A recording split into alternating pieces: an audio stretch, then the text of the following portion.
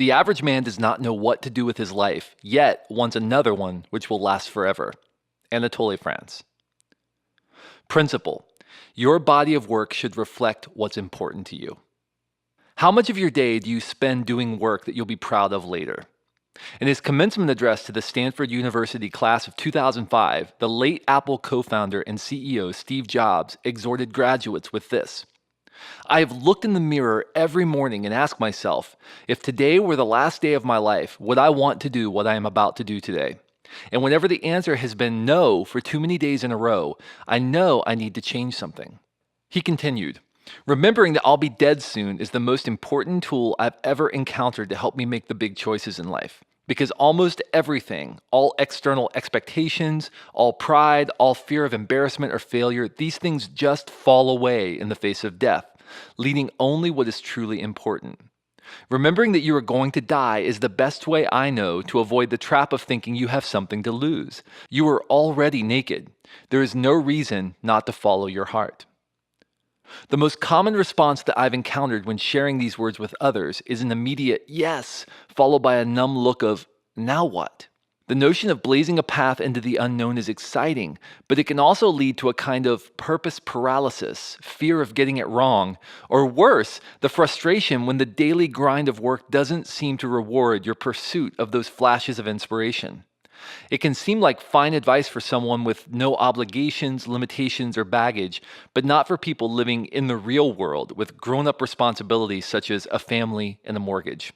However, engaging in deeply gratifying work does not require you to check out of life, pack your bags, and head off on a pilgrimage to India. It simply requires consistent, focused efforts to cultivate your instincts, your skills, and make measured progress on your goals. Brilliant work is forged by those who consistently approach their days with urgency and diligence. Urgency means leveraging your finite resources, your focus, assets, time, and energy in a meaningful and productive way. Diligence means sharpening your skills and conducting your work in a manner that you won't regret later. When you adopt the mindset of urgent diligence, you'll pour all of who you are into your days, and subsequently, you'll find that the unique value you bring to the world comes more clearly into focus. Just having a job is, in many cases, a luxury in today's economic climate. The nature of the work and the degree to which it fulfills a desire to engage in something meaningful is of secondary concern for many, and understandably so. You might be asking yourself, isn't it selfish to think about things like personal fulfillment and being in your sweet spot when there are so many people scrambling just to find employment? Absolutely not. The great problems we see in the world today will not be solved by people functioning at half capacity, cranking out work they don't care about in order to buy more things that will eventually rust or rot.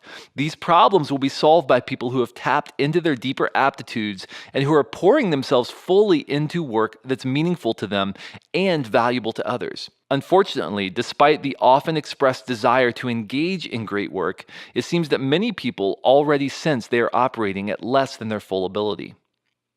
A 2012 study sponsored by Adobe and conducted by research firm Strategy One interviewed 5,000 adults, 1,000 each from the United States, the United Kingdom, Germany, France, and Japan, about their perceptions of creativity and creative engagement.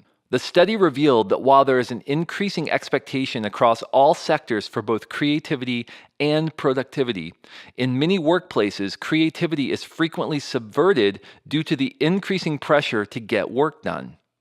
Globally, only 1 in 4 people reported they feel they are living up to their creative potential. What this sampling reveals is that when we have to choose between doing work we're proud of and just getting the job done, many of us feel compelled to do the latter. We know there's always more work just over the horizon, ready to wash over us like a tsunami. We have to settle for what's practical over pursuing what's possible so that we can live to fight another day. Thus, we save ourselves for tomorrow. But over time, approaching work this way corrodes our sense of purpose and our will to excel. We end up with far too many unexecuted ideas kicking around the back of our minds, and we eventually feel overwhelmed and stuck. We know we're capable of more.